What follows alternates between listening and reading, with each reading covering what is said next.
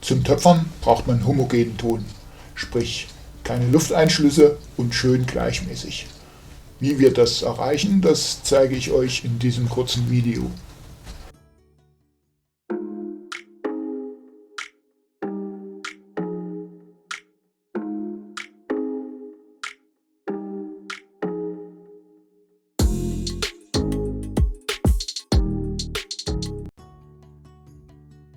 Das Vorbereiten vom Ton findet auf dem sogenannten Schlagtisch statt. Vorteilhaft ist eine unbehandelte Holzoberfläche, damit die Tonmasse nicht so anklebt. Wer solch Tisch noch sucht, einen Produktlink füge ich in die Videobeschreibung.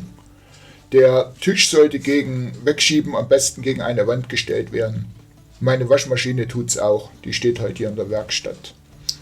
Dieser Tisch hat praktischerweise einen zweiten Boden. Hier kann man zum Drehen die Tonklumpen hineinlegen, so sind sie beim Töpfern in greifbarer Nähe.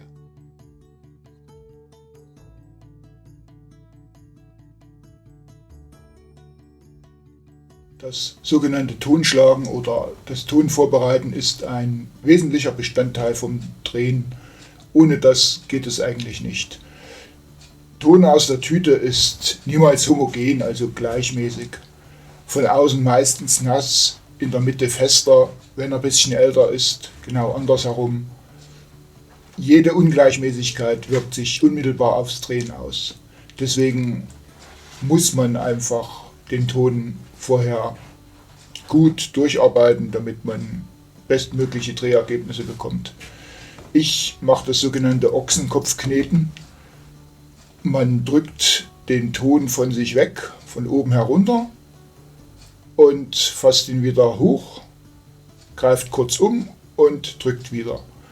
Das macht man in schneller Abfolge und schön aufpassen, dass man mit den Fingern hinten nicht Löcher reinmacht, sonst hat man schnell Luft drin. So sieht quasi der Ochsenkopf aus. Wichtig ist, dass du rechts und links den Druck nicht zu gering hast, sonst wird es schon eine breite Rolle. Ja, du merkst quasi schon beim Kneten, wie der Ton immer geschmeidiger wird und eigentlich braucht man nicht lange. Am Ende vermittelt man die Bewegung und es bleibt eine Rolle so übrig. Mit einer Bewegung, die ich gar nicht erklären kann, kann man die dünner machen. Das zu lernen dauert länger als Töpfern, glaubt mir das. Ihr könnt auch hier einfach rollen. Wenn das nicht geht, habe ich die erste Zeit auch gemacht. Also einfach hier so mit den Händen die Rolle immer dünner machen, bis sie den gewünschten Durchmesser hat. Und dann kann man seine Portionsstücke zum Drehen abkneifen.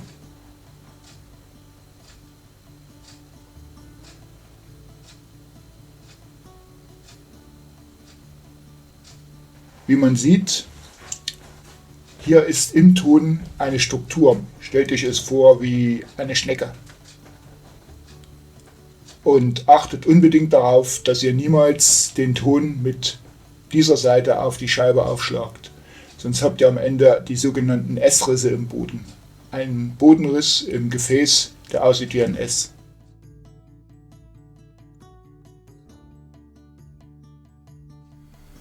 Eine weitere Möglichkeit, seinen Ton homogen zu bekommen, zeige ich euch hier. Ist wahrscheinlich für Anfänger leichter geeignet.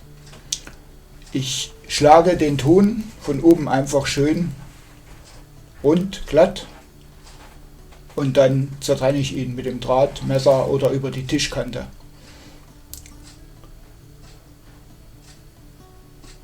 Nun werfe ich die beiden schönen glatten Seiten übereinander und wiederhole das immer wieder. Jetzt sind es 2 Tonschichten.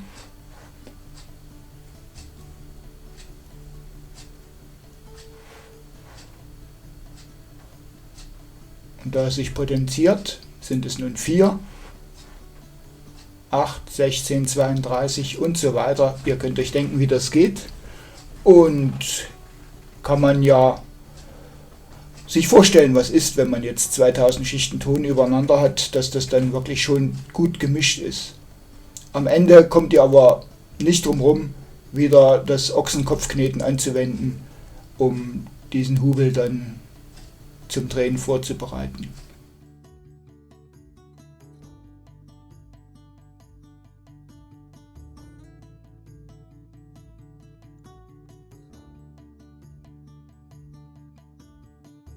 Hier nochmal das Ochsenkopfkneten aus einem anderen Blickwinkel.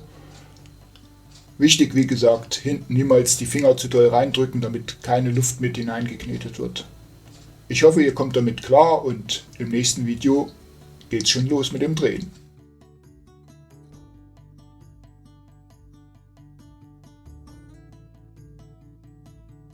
Hier nochmal der von mir eben erwähnte Tisch. Er ist wohl zweckentfremdet und eigentlich für Küchenzwecke gedacht. Aber bevor man lange bastelt, hat sich bewährt und klar, du kommst auch ohne aus, aber ich kann den nur empfehlen.